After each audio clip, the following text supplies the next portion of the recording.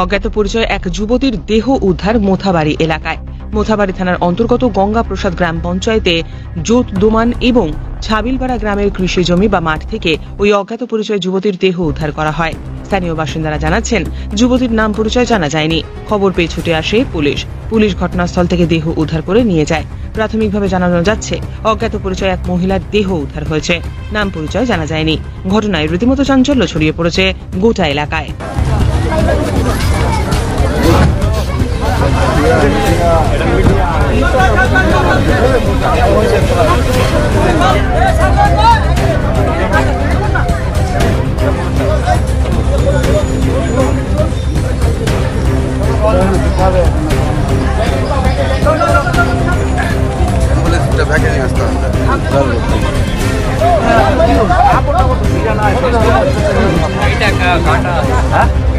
এখানে এসেছিলাম, দেখলাম যে একটা লাশ পড়ে আছে। লাশটা দেখতে পেলাম না, উঠে নিয়ে চলে এলো পুলিশ।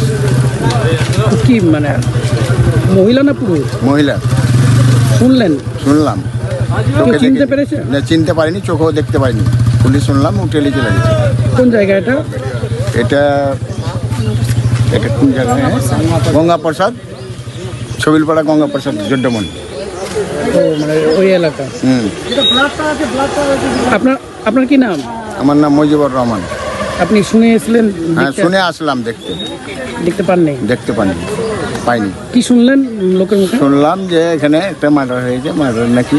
এসে দেখলাম যে নাই, এসে দেখতে পেলাম না, পুলিশ উঠে চলে গেছে। চিনতে পারেনি? না, চিনতে পারেনি।